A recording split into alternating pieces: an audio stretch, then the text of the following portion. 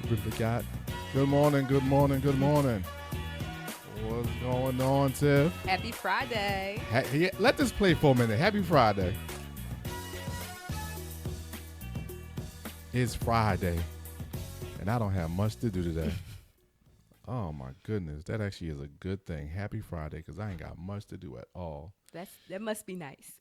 Yes. I mean, well, it's been a good week.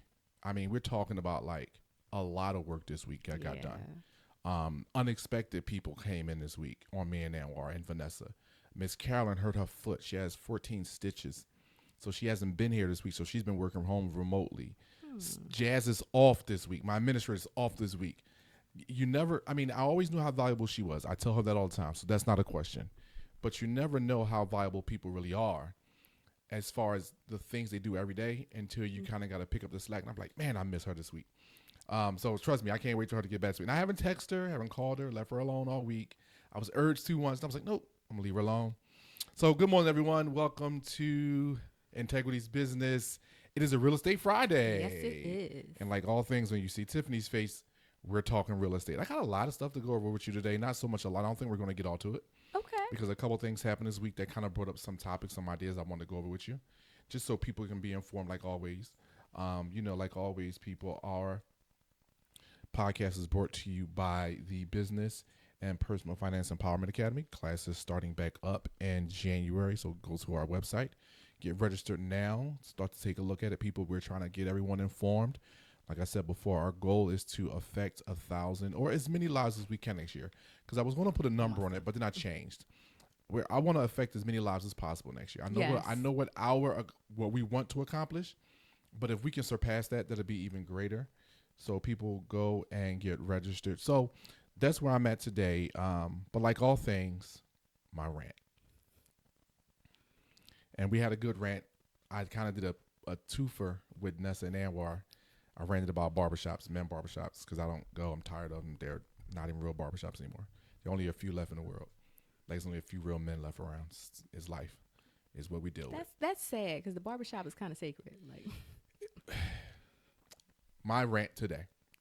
Drivers.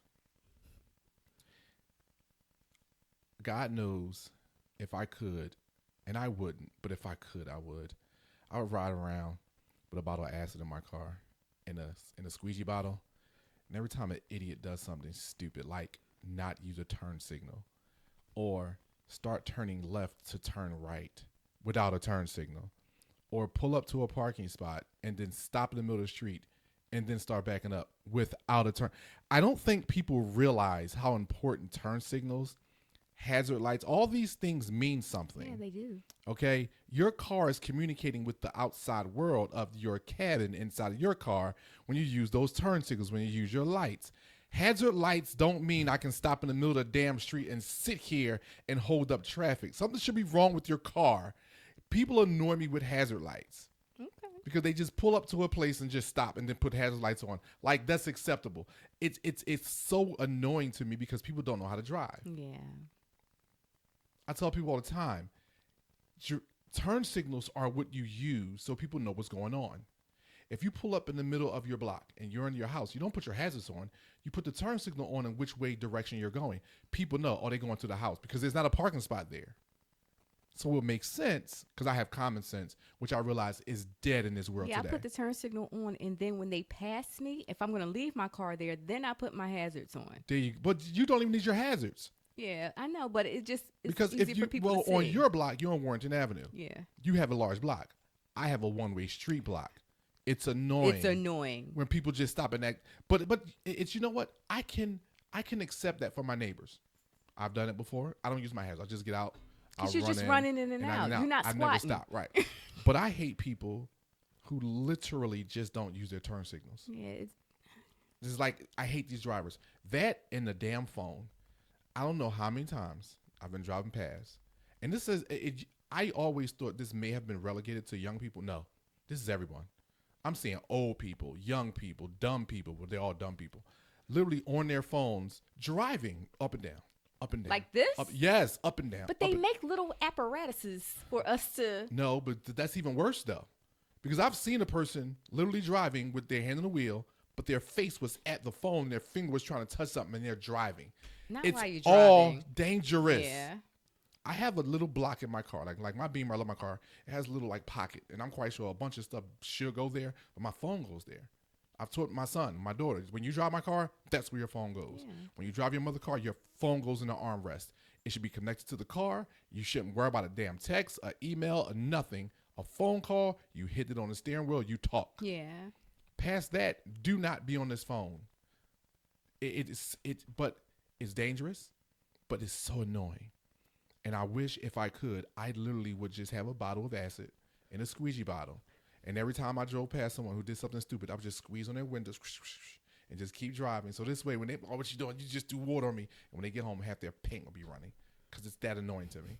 Like, I've thought about this. I thought this through. So you want to commit crimes? I'm not admitting that. I'm not admitting anything because this is on camera. So I'm not admitting anything. Okay, I didn't say that. what I want to do. I want to just drive by people with a squeegee bottle and just squeeze their car. Okay. And just let the paint run off. So when they get home, they're just agitated as I was. Just sitting behind you because you're an idiot. You're a complete moron. So that's my rant for the day, drivers. And really what did it, and I'm not going to lie to you, it happened this morning on the way here. On the way here. Yeah. I'm driving. This kid, I'm assuming it's a kid because I saw their face, looked very young, had a left turn signal on, went to go left, and then shot right. Nah, once you committed to it, I got to take that L and go around the block. If that's what I need to do, I got to take that L and go around the block. I have become such a patient driver now because of stupid stuff like that. Yeah. That's one of the reasons why I just slow down. But I see it all driving slow. Yeah. I'm always everywhere early. Why? Because I just don't want to drive fast anymore. Unless I'm on 95, then me and my car, I'm just burning because I just like to drive fast when I'm on the highway. So that's my rant for today. It was a good rant. So I wanted to talk today because after going through this week with our client, our mutual client, I want to talk about navigating through the first-time home buyer process. Because I know for a lot of clients, a lot of people that we've met,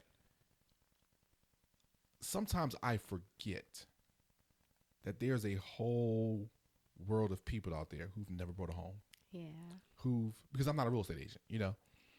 And so by the time I meet you, if you're in my program, like if you come through the old TNT program, or if you come through now the Business and Personal Finance Academy, Empowerment Academy, if you come through that, I kind of get a feel for you. But by the time you sit at the table with me, you're a little educated. Right.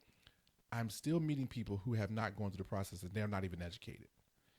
And so today I just wanted to give our listeners an opportunity to kind of hear from a real estate agent. And then I'll put my 2 cents in here and there. But I wanted to hear from you, a client who's never bought a house before, who's not very educated in money. They know how to work. They go to work. They know how to pay their bills sometimes. They have pretty good credit. But the process itself, they're just not acute on anything that they're about to go through.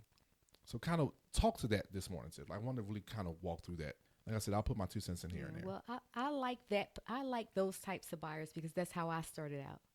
And my agent made sure I was comfortable through the whole process, which is why I became an agent. Gotcha. But like at the beginning, I'm always going to tell people to look at your credit, your savings, and your income. Because that's going to dictate pretty much as I said, what's most important is what you are comfortable paying. We haven't even gotten to the lender yet. Right. I want to know what you are comfortable with paying as far as your monthly payment, because you're going to have to get a pre-approval letter. Yep. That process, they're going to ask for 2 most recent banks. What I'm saying, slow down for a second. Okay. 'Cause I want you to speak through steps, piece by piece by piece, like you were about to. But I want to make sure you don't gloss over anything. Okay. Piece by piece. What are they expecting? All your business. Pretty much. Yeah. All your business on the table is going to be on the table. It is. And it's because, like we discussed, your paperwork has to tell your story. Yes. So if you're not paying cash, you're going to need to get pre-approved. And the lender is going to be looking at your credit. They're going to be looking at your savings. They're going to be looking at your income, because they have to compare what you bring in every month versus what you're paying out every month. And that's going to dictate how much they are going to be willing to lend you. So they're going to ask for, like when you sit down with me, I let you know that even if you haven't talked to a lender yet, I let you know that they're going to ask for 60 days worth of bank statements, most recent 30 days worth of pay stubs, 2 years worth of tax returns. They're going to ask that they do. That's your baseline. They do that. Yes, that is the baseline. Yeah, they do that. That's your baseline. And so even if they come to me pre-approved and that hasn't been reviewed by their lender, I have even more questions. But Okay. the first thing when they sit down with me, if they've done nothing, I talk them through that part of the process. That gather these things, because in order to get pre-approved, you're going to need these things. Right. And I ask them about their savings patterns, as far as if how much they have saved and how they plan to continue to save. Because as I said before, I do not want you spending your last dime Right. to purchase a home. But the first step, as far as getting active in the process, is your pre-approval. And I'm a fan of waiting until you have secured what you're going to be able to secure from your own assets before you start shopping for a house. Because yes, there are grants, there's assistance programs, but you want to figure out what your contribution can possibly be. Yes, right. And be ready, and just be ready with that. Because you never know how the process is going to go. Honestly, Yeah, think about it. You can go out there and start shopping and find a house and walk into something immediately and be like, wow, that's what I want. But if you haven't done all your own due diligence and you haven't gotten all your skin in the game, which is what we like to say, then you kind of out there. And the reason why I asked that is because I want you to walk through, and I still want you to finish the process because there's still more things. But that's the other thing I try to explain to people. There is a pre-purchase debt to income and a post-purchase debt to income. So explain that to people. Well, the lender is looking at your post-purchase debt to income to dictate to kind of inform them as to whether or not you are a safe or risky borrower, because they don't want you to fall into the position where your house gets foreclosed upon. So they want to make sure that with your income and your debt, and then the added responsibility of the home, you can continue a normal lifestyle. Because they don't want to foreclose, and they want to make sure they put out all this money for you, they want to make sure that you are a good risk. Yes. So people, when she says that, so you have to understand, banks mitigate risk when they lend. That's an underwriter's job, to look at your profile and then look at how to mitigate risk. Make sure that you are in a lower risk evaluation versus a higher risk evaluation, because that's so important. And some people don't get it. Like I've just had a client and she was like, yeah, well, I'm paying rent now like $2,700. I said, so? Well, I can afford it. I said, you think you can afford that? The bank is not, because basically her debt to income was already, and I'm not talking about her rent, just everything else, because I know how to calculate it. We went through everything else. Her pre-debt to income was like 41%, which is already high. Yeah. About the time I told her, I said, if you add a mortgage on, she was at like 66%. I said, that's not going to fly. Yeah. No one's going to touch you. I said, they want your post debt to income, and this is FHA max now, I think it's like 54%. So you're well over that. Yeah. And she didn't understand it. Like she's in her mind, and this is the part that made me want to talk to you about this today, is because most people can't understand, why won't the bank lend me what I already pay in rent? Because you are already a risk. That's one of the reasons why you're still paying rent. One thing that I end up saying to people like that, like in that example, if you paying $2,700 a month in rent, but you get approved for only a mortgage payment of $1,500, that other money that you were spending, put it in a high interest account, put it in an asset so you can purchase more assets. Since you know you can work with that money, put it somewhere else. Yeah, but the problem with that is most of them are already in debt. So you can't really afford the $2,700 if you're not paying. That's why their post debt to income is 50, 60 something percent. Because the truth be told is you're living with your credit cards. So your everyday expenses, and this is the one thing that I try to get over to clients, is the bank isn't just concerned about the mortgage. The bank isn't just concerned about what they're doing. The bank is concerned also about how you're going to live, because they know that everything in your house is going to take precedent over the house. They know you eating, is going to take precedent. They know, well, they assume. Yeah. The electric, the gas, the water is going to take precedent over the mortgage because that stuff can get cut off while you're in the house. They don't really, your car note is definitely, that's going to go against, and your credit cards is going to go in any lines of credit. This is going to go against that debt to income. But they assume that those things are going to take precedent first. Then they also assume that what you're paying on your debt, as far as credit cards or lines of credit, they also assume that now they're in a fight to see who you're going to pay first. That is definitely how they look at it. Yes, that's how underwriters assume it. That's how underwriters take a look at it. I used to be an underwriter. That's how we look at it. That's how we're taught to look at it. We're taught to look at if this is especially the first house, because your first house, you still have the mind of a renter. Yeah. And the people know that. So now we have the sitting down with a lender. Let's talk about post after we sat down with the lender. Now we're with our real estate agent. What are we dealing with? After you sat down with the lender should be providing you with a pre-approval and a cost estimate. Yes, it's just an estimate. I like to take the cost estimate and compare it to any house that you look at, because that way you're going to know whether or not that monthly payment is comfortable for you, because the taxes on the house and the insurance estimate for the area is going to dictate, along with the price, what that monthly payment is going to be.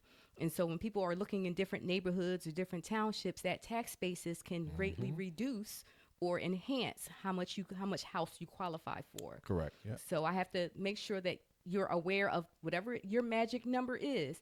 I have to compare what you have from your cost estimate to with that particular house to make sure that the house is well within your magic number, preferably less, right, but well within your magic number. But there's more paperwork, It's a lot of more paperwork. A lot of paperwork, because you did a lot when you got your pre-approval.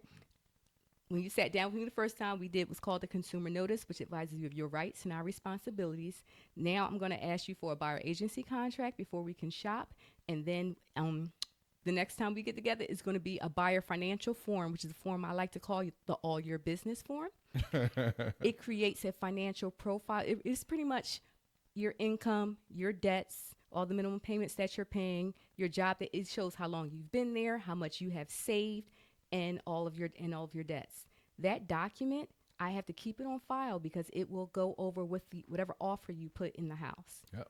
Now, in the past, we would wait to the last minute to do that, but the way the market moves so quickly, it just no longer makes sense. We just need to have it on file. Yep. Now, something needs to be adjusted for a particular house because they only need to know what they need to know as far as your assets. Correct. So if you're disclosing too many assets for the offer we're putting together, we are going to change a couple things on that before we submit that offer. Absolutely. But as we're shopping you now have your package together to shop for a house, and we're going to shop.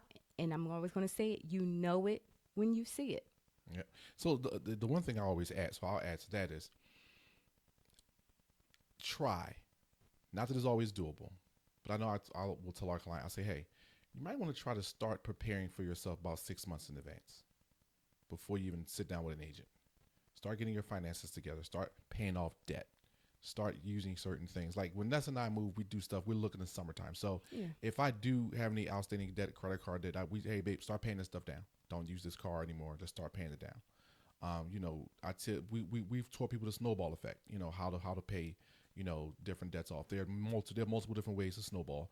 You can do it multiple different ways as long as you're doing it and paying and getting those. I always tell people get when I teach people how to snowball, I teach them how to start with the lower balance accounts. So then you can take those payments and add them to that larger one and add them and add them and add them. So that's where you're snowballing. That's really, some people will go the other way. I don't think that's snowballing because that way is more satisfactory. Well, I think starting is a snowball effect. So when you roll a snowball, it goes from small to large, kind of the concept. But some people have told me they do it the other way, and I go, okay. Some people do it like with the interest rate, like whichever one has the highest interest rate. They start there, but I start with the smallest one because I need that satisfaction of that zero. Well, for me, it's easier. So just say like this. So just say I can afford an extra $200 a month, and my minimum balance on my smallest payment is $150, but my balance on it is like $500. So I can take that $200 plus the normal payment. I can put $350 on it. Yeah. And now I can go ahead and now I have that mostly pay off. Then the next time I'm going to pay it, I only have $150 left. It's paid off. It's zero. Yeah. Now I got to take that 150 plus the 250 plus 200 plus whatever I was going to do extra, and now pay off the next one, and then the next one, and the next one, and get to those higher balances. So that's how I like to do it. I really don't care about interest rates, because if you should be paying a lot of credit cards off beforehand. There's another way I like to teach people. I say, hey, what you want to do is you want to go get a line of credit, which we've all talked about before. You want to live off that line. You only want to use your debt. You only want to use your paycheck. Your paycheck should be going towards the line. The line should be creating you multiple asset accounts. Yeah, which I tell people, I say, and if you're not doing it that way, you're kind of, especially in this economy, you're kind of fighting yourself, because you're going to be so scared to pull the trigger on anything you want to do or anything you see. Your credit will never be as optimal as it can be. And so these are the things I tell people. I say, you want to start getting prepared for when you are about to go into purchase a property. You want to give yourself time. Yeah, most people actually, it's gotten better over the years, where a lot of people, the first time I talk to them, they're not ready today. Right. They're planning for 6 months or the following. Like, I'm meeting met a lot of people, like, start in October. I tend to meet people who are looking to buy the following year. Right. And that's actually good, because if they pull their credit report, they can look at what's going on and what they can pay off, what they can get together to put themselves in the best light. And that's why it's good, even if you're looking to purchase next year, to do a first-time homebuyer plan or the Business and Personal Finance Empowerment Academy before you start your purchase process, because you'll be able to take care of anything that you can or need to on your credit before you have a hard pull for the mortgage. People, understand your credit. And here's the one thing. So I'm gonna say about credit. Stop listening to all these people online or Instagram, because we're online, so not everyone on. Listen to us, but. But here's what I'm saying, that are saying this. Just get rid of it. Just dispute it and get it off your credit. Some things are part of your long-term credit history. The length of credit is a percentage part of your score. And so if you're getting rid of things that are old, depending on what it is and depending on what standing it's in, you don't want to get rid of everything, because it affects your score twice. It starts to look like you have no credit at all. And so now people are wondering, why don't you have any credit? And people always say bad credit is worse than no credit. Right. And say, well, that's the thing. Bad credit isn't worse than no credit. Well, I'll say it this way. There's no such thing as bad credit in my mind. There's unbalanced credit. I agree. There's unbalanced credit, because credit is just a story about what most people don't even realize, that you can do certain things. You can put certain letters of understanding on your credit. So when people go in and because there's a person on the other side. Yeah. There's not, I mean, don't get me wrong, there are automatic pre-approvals, we get that.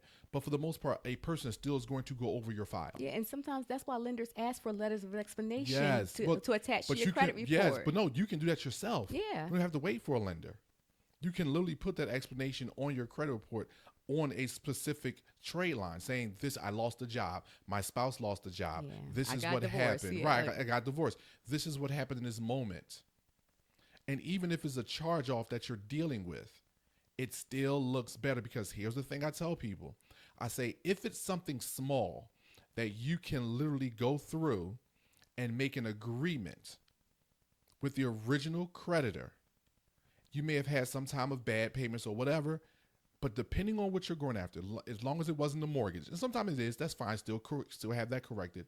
But if it's a car payment or a credit card or a line of credit, have that letter of understanding on that file. And then literally, if you made an agreement with this company, make sure that in the letter that they report the agreement. Yeah. Because now, if your original monthly payment was $250, the lender is going to take that into consideration on your debt to income. But if I have a letter of an agreement, and they've reported that we've made an agreement, and I show them the letter, and I have everything on letterhead, and it says I'm paying them $20 a month now. Now it goes from $150 a month for debt to income to $20 a month. And that file is longer, it's older, it's 4, 5, 6, 7 years older, but I'm dealing with it. And now my credit actually goes up. People think that if it's a collection agency or if it's something old or crazy, that's going to hurt. Collections, you need to get off your account. But the original creditor, if the original creditor is gone and it was 5, 6 to 10 years ago, There are different ways to maneuver that so it doesn't hit you as hard. It doesn't look great, but it won't hit you as hard.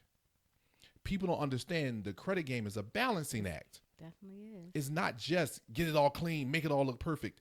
Nobody's perfect, and they know that in a bank. Yeah, and you can be in control of your credit story as long as you get the education. Yes. And that's what I say. So before you start to shop for your home, let's figure out how this looks. I even tell business owners, right? So for all my business clients that come through and they're looking for a loan, after we teach them how to bank, if they don't know how already, and even with them dealing with real estate, I always say, listen, you might want to get your story together, because what I do is I write up a summary for their business, for them, their experience, their business, what the business has been doing. So this way, when my lender takes a look at it, they're looking at the business summary and they go, oh, cool. So now when they start to look at financial documents, they already have the story. So now when they see financial documents, the story makes sense because the financial documents are proof of the story or of the summary. Yeah. So now they have no problem lending to my clients. But when I get those clients, like, man, that bank, they didn't give me no money. I say, well, did someone write up a summary for you? What's that? Obviously not. Because the summary not only bespeaks of your experience, the business experiences, now the summary also bespeaks of why are you asking for this money? What are you going to do with this money? What are you projecting that you're going to make once you have this money? What are you going to lose? Of course, because every business goes through something as far as, you're going to lose something next year, 10%, 20%, 15%, you're going to have some losses. That's normal. But how are you balancing all of that? If you put that in that summary, especially for those businesses that are looking to go SBA loans. Okay. Yeah. Oh, because that's just real estate and it's government backed. So we're getting all this information beforehand, and we got this summary together. When we approach our lender, we are already perfectly in order. It's the same thing I tell people when it comes to their first time home buying. Let's get your story in order. Let's get everything in order, because the biggest thing that I find with a lot of clients is they are not confident when they are walking to a bank to go get their loan. They're not confident when they're coming to see you. Yeah. They are hoping and wishing on a prayer, because half of them haven't looked at their credit for however so long. And then because again, your credit is your responsibility. It's not FICO's. It's not Experian, TransUnion, or Equifax. It's not VantageScore. It's not credit-wise responsibility. It's your responsibility. And so you have to be vigilant about these things. And being vigilant keeps you on top of it. So now when they sit down with a Tifphani, now it's like, I'm confident. I know I'm going to get my house. Yeah. I've already done my due diligence. I got my money saved up. I know what I can afford. I know what I want. So now I don't have to hope. Yeah. And that's how I like to set people up. When you put that package together, you know that pre-approval is strong, know that buyer financial form is strong. A lot of times before we even put in an offer, we already discussed inspections. We discussed like the things based on the house that you want, what type of inspections that you may need. Go through that. Walk down all the inspections, because that's very important. Okay, it's a lot. I know it. I want you to walk down, Pennsylvania, please. this state is very rural. I don't know rural stuff. Walk down them. Typically, I can't speak this morning. Typically, I'm always going to insist you get a home inspection. The home inspector's job is to look at the house from the roof to the basement and evaluate anything they can touch, anything they can see. They're going to evaluate the condition of it. And also, if it makes sense, they're going to teach you how to work it. Like you'll learn how your heater works, how your hot water tank works, things about your electrical panel. This is how you learn the mechanics of your house. Right. But you got to get a home inspection. Who's not getting a home inspection? A lot of times people in bidding wars, or people who know that a house needs work. I'm going to do whatever it needs to be done. That's different. That's more of a kind of rehab mindset. But even there are first timers who buy houses for the purpose of fixing something up. Like they buy grandma's house. I still would recommend they get a home inspection. Well, I do too, but it's not my decision. It's my recommendation, but it's not my decision. So and I myself have bought a house without getting an inspection. Oh no, I'm cool. I need an inspection done. I bought my third house without getting an inspection. Okay. And it was because I knew no matter what I found, I was going to work this house. I was going to make it work. And so there wasn't, at that point, I knew there was nothing I could find that would make me not want the house. Gotcha. But very few people are wired are wired like that. Right. But I insist you get a home inspection. Most important one. What's the next one? What's the next one? Termite inspection, because termites will eat your house, and you don't want to buy somebody else's termites. Funny story, make you laugh.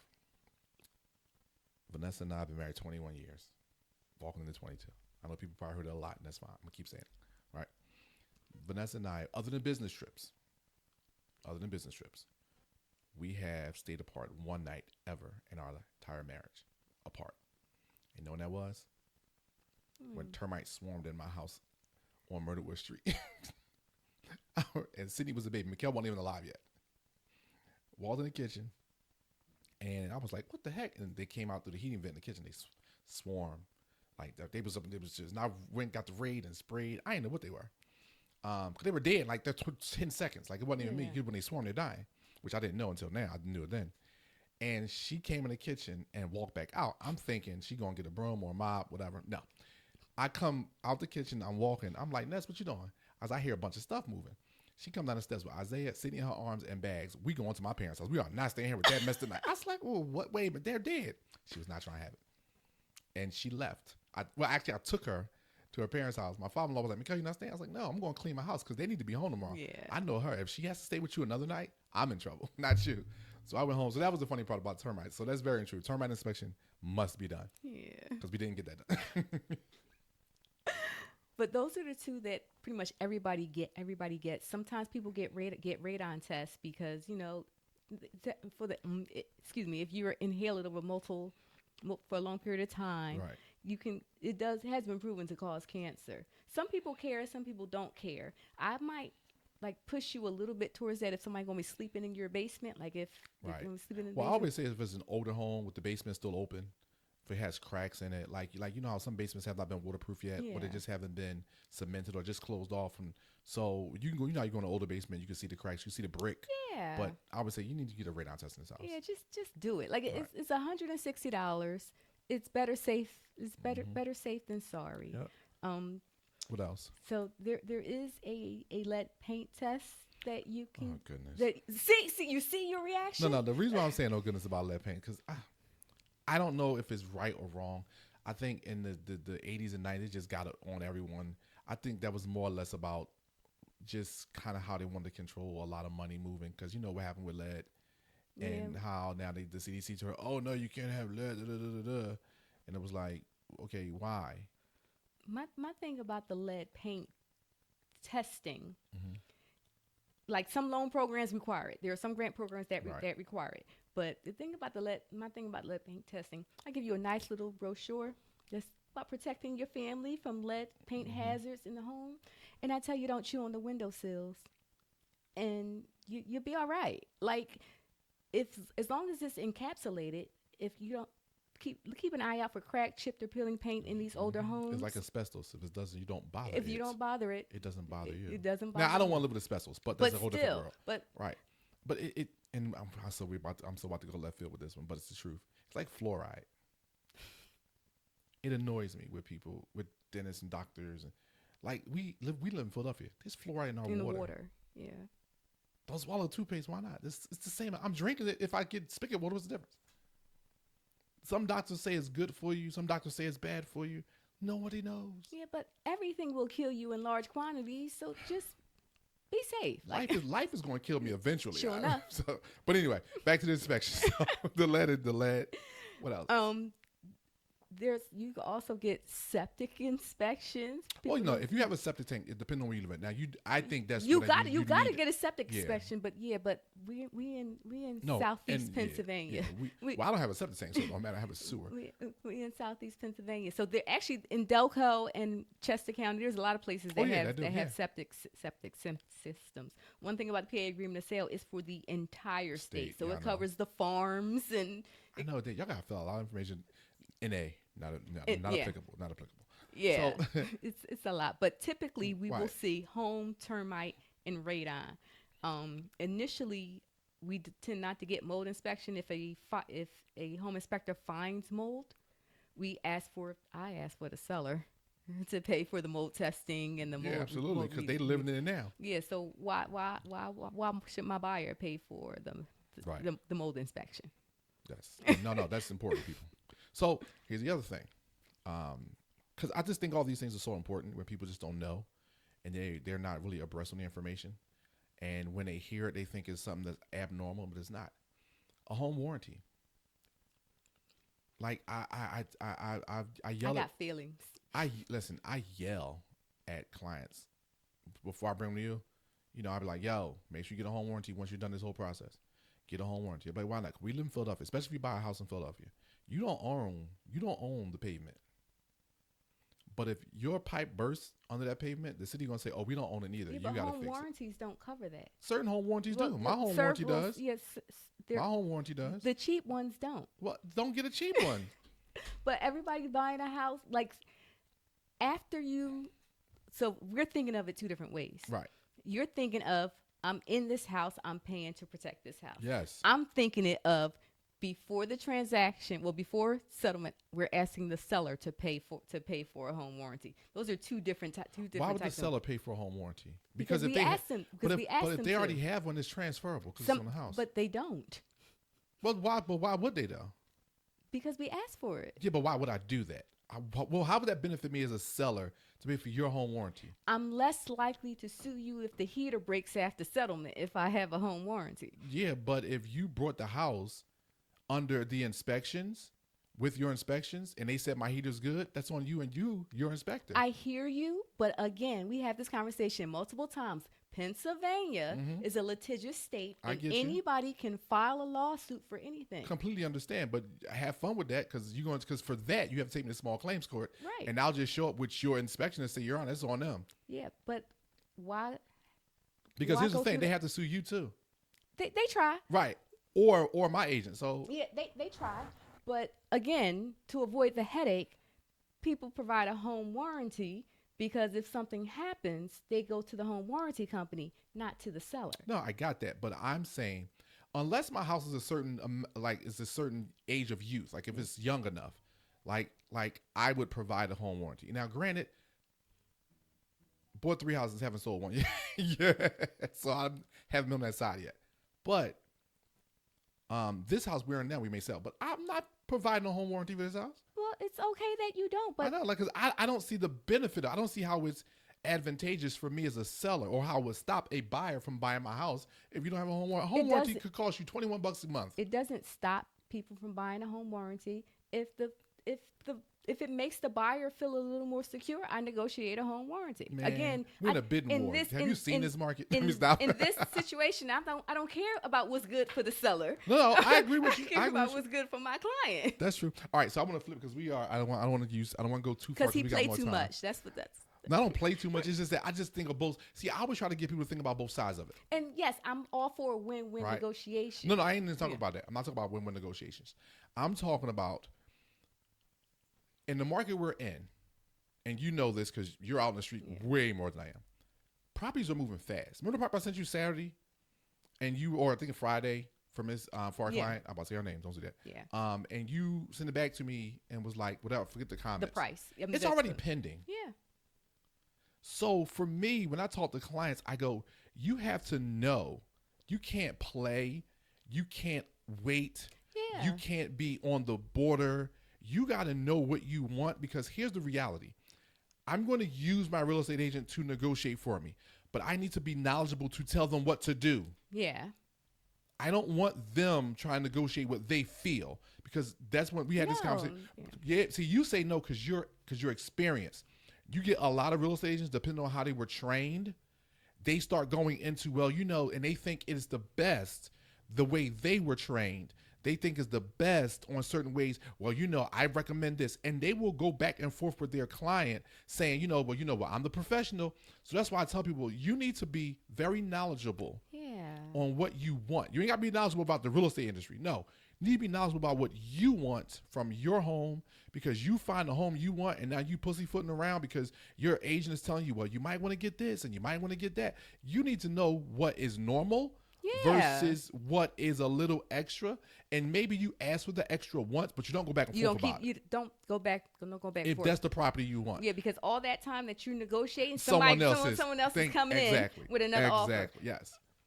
And so that's why I say it all the time. It's like, yo, know what you want. Become knowledgeable. If you want, know what you want. Yeah, if you know you want this, put your best foot forward. And that's why I said to you, why would I worry about a home warranty?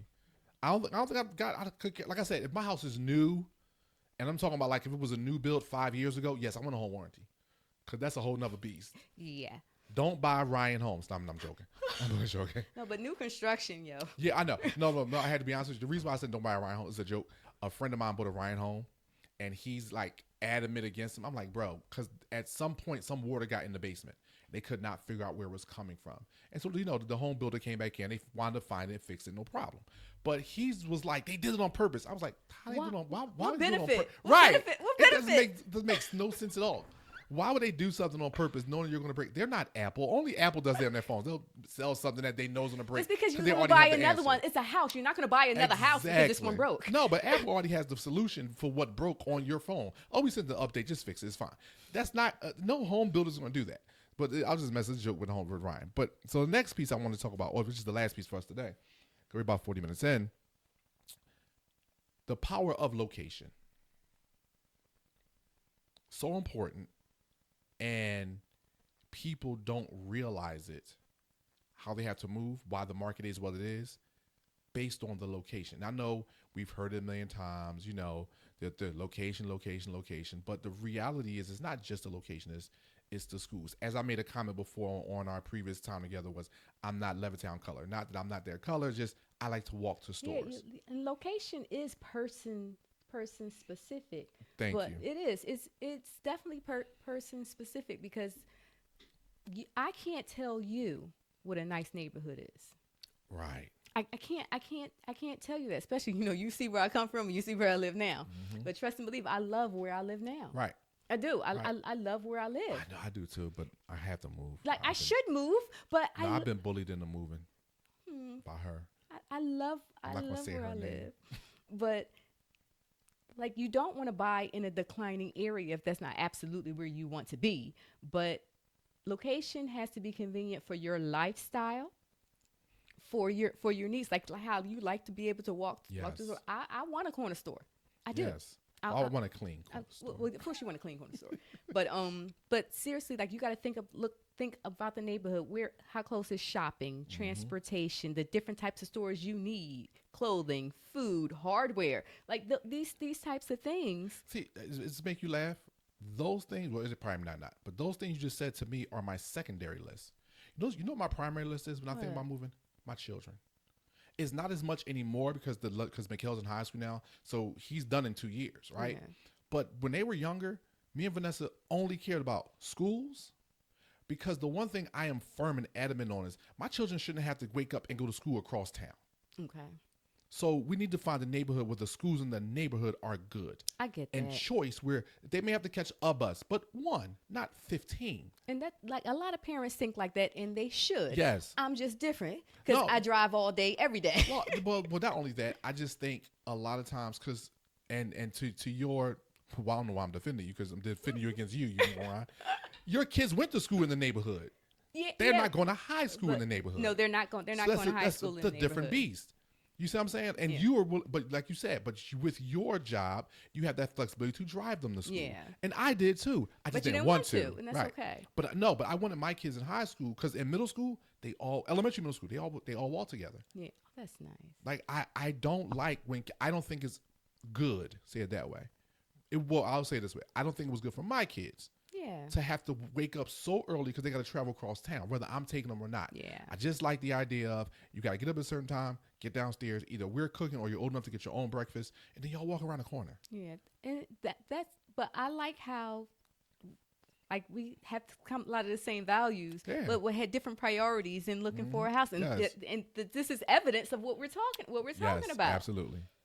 It's perfect evidence of what we're talking about. And so I always think of the location. I always tell people, I say, you consider those things. You got to consider, like you said, the stores where you're going, the shopping, your job. Yeah, for me, it was distance from where I wanted to work, the area that I wanted to work, distance from my grandparents. That was a big thing. I had to be 30 minutes from wherever. Had to be within 30 minutes of everywhere I wanted to go. Gotcha. And where I live is perfectly situated, perfectly there. And I had, at the time, actually, at the time I didn't have kids, but I'm not sure as to whether or not, had I not been able to find nearby schools when they were little, I don't know if that would have prompted me to move.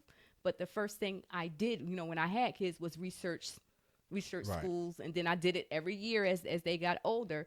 And I've been so blessed that I've always found the perfect school for my child. I've never had to remove my child from a school. Well, I don't think that has anything to do with the school. And I'm not going to go too far into this because I've told everyone this. My children thrive wherever they go, Yeah. not because of the school, because my children have never learned at school. They get information at school, you learn at home. Yeah. And so it didn't matter where my kids went to school. They were going to be educated because my wife and I were educated. Yeah. So it didn't matter to us. But it did matter environment. Yes. And here's why that mattered to us. I took my little cousin in. My uncle passed away years ago, my Uncle Herbie, and she was younger, and she was living with her grandparents or Uncle Herbie's mom, and Miss Gwen passed away. So she was gonna move in with my grandparents. I'm like, nah, my grandparents too old for that. Okay. So me and us took Dami in, and that's my girl. To this day, she's doing phenomenal, right? But when she was younger, she had a couple issues because it's a lot going on. You lose your parents when you're young, and she had an older sister that was already married, and then her brother. So people they're trying to figure it out. So we took Dami in, and she was having some issues, but like normal. So we had her sit down with a professional, and after she had the evaluation, the lady told us, she said, no, she just needs some support and some love. Great. And then she asked us this question. And at this point, Isaiah might have been, because Mickel wasn't even alive, so Isaiah might have been like 6, right? The lady asked me and Vanessa this. She said, have you considered putting her in an environment where everybody wants to learn? And I said, no. Because in my mind, I'm still young. I'm in my 20s. I'm saying to myself, was I in my 20s? Yeah, I was in my 20s. Mickel wasn't here yet. I'm saying to myself, what does that look like? Because I've always been a student. I've never had to be the parent. And we went from being parents of 6-year-olds who are not even in school yet to a 14-year-old who's in high school now. We had to learn how to maneuver that. And one of the things over time, I've never let that go. And because I've never let that go, I've always said, what does the environment look like? What is the environment? What is the culture that the leadership has created and that the children are carrying? Yeah. What is that culture? So when I go into a school, I always looked at the leadership. Now I've asked, what culture have you created here? And if I get one leader told me that, I said, well, what do you mean? And I immediately sat back and was like, never mind. Because culture is not even a priority. Right, at all. There's no focus on culture at all. And so when we found the school where our kids want to go from K to 8, we knew the principal, and we asked her about the culture, and she told us right away, Mr. Mercer, this, and this. Great. Because you're always going to have kids who have a couple of issues who are going to come in. But like Mike Tomlin said, that's why coaches coach. In my mind, this is why teachers teach. They're not responsible for discipline. They're responsible for making sure they can communicate and connect with these students. And a lot of teachers, and I get it. I'm not saying the school district at large in this state, United States, is perfect or even close to this. But the schools that I've sent my kids to have not been private schools. But we've seen where the culture was that of when their kid got out of line, the kids put them in line, and not physically, but it's like, this is not how we act here. Yeah. Like, come on now, you're better. The kids carry the culture. And I know we're way out of way. I said we're going to go left field at some point. You always do. It's your fault. But it's real estate related. Come on. Right. Yeah. So it is. So that's why I say when we're talking about location, I always say if that's your priority, and then you have to look at the stage of life your family's in. Yeah. Because like right now, me and Vanessa's looking to move. I don't really care where we move at this point because Mickel's staying where he's at in school. He has 2 years.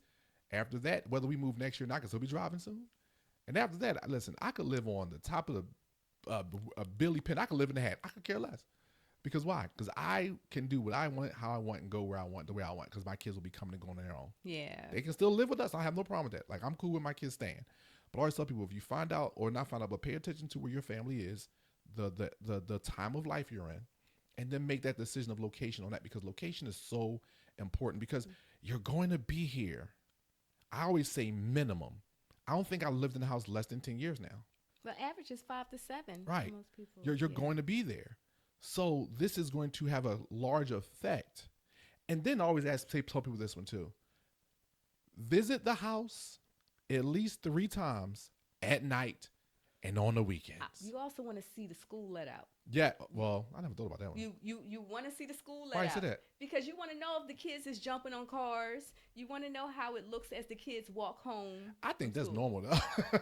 I guess. What I mean by, I don't think no kids are jumping on cars. Well, that's extreme. But I know. Extreme. But I'm saying I think the let out is a part of the eye test. And what I mean by that is like, if you don't have kids or your kids are young, and you go to a school, especially an elementary school let out, those kids be acting goofy, especially if it's a K-8 school like my kid's school was. It was 800 kids in that school. Acting goofy is normal. But if my kid's in 3rd grade, that's not normal to me. Okay.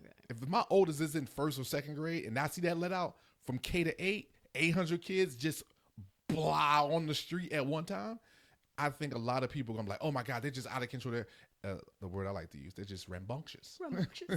And so when you look at it, I think that's don't get me wrong. I understand what you're saying because that's something now I'm gonna tell people to add. I have another little caveat too. Which one? If you go to the house on like a Tuesday or Wednesday midday, and some neighborhoods are known for elderly. Right. Those neighborhoods get a pass from this. But if there's a whole bunch of cars on the block all day, they ain't got no jobs. And people don't work. See, okay. Here's my pushback on that. And this is my only pushback on that. A lot of people in my block work downtown. And I'm talking about like the majority of my block works downtown. So they literally catch the 54 and the L to work. Yeah, but the blocks that aren't I'm near. sorry, it ain't the 54 because I don't live in the 54. You don't live in no Philly no more. I'm talking about, I've been to see the 56 from northeast. I'm like 54. Oh, that's a throwback. I'm like the 54. Sure enough, it is because I used to catch it all the time. What up, dude? And war. So when you think about that, right? They would catch that, and then they go downtown. Yeah. You know, or the 66, and they go downtown. So I get that. So I guess you would have to kind of couple that with knowing the area. Yeah, that's what I'm saying. Because that's a good idea. I never thought about that. She said, "Go if it's a bunch of cars here." Because because the funny part, if you come in my house, if you go in the driveway in the back where we park at, there's no cars there during the day because we all go to work. Because most of us, but the other side of the block, they don't have, for whatever reason, it's weird where my neighborhood, because our side has a beautiful driveway. We all got driveways. The other side just has a driveway, but they don't have like driveways. Cuss Philly. I know. Like they got the driveway, but they don't have their own driveway. Yeah, they don't have a spot there. Yeah, like we have the driveway plus our spot. They only got the driveway. Yeah, so I know it's Philly. It's like that in there behind my house too. Okay, yeah, it's weird. So anyway, but I know a lot of people on my job, on my house, on my block, and I know all my neighbors. So we all work in different things. So it's just funny too when you said that. But I'm like, but that is true because I always visit at night, on the weekends at night. If there's a park near there, I'm going to the park. I did all that stuff before we moved. It's called reconnaissance, people. And one of your outs while you're under contract, the easiest out is through your home inspection. As far as if you see something awful, your home inspection is your time to get out because you can terminate with no recourse. Right. You can terminate with no recourse. Yep. So people, this has been Integrity's Business. Tiffany, like always, this was awesome. We went well over our time. Sorry, we were having fun. Oh, that's fine. It is what it is. We're going to just do it. Tiffany, last words for the night or last words for the day? Have a good weekend. I'm feeling loose today. Have a good weekend. All right, don't get too loose now. Won't get too loose. Like, Dave will kick you in your head. Yes, he would. Listen, my last thing is going to be the same thing for the next couple of weeks. People, get informed. Get informed for everything you're looking to do, your business, your personal finances. Research neighborhoods if you're looking for houses. Yes, but this has been Integrity's Business. My girl, Tiffany. I'm Mickel, the consultant. See you next time. Take care.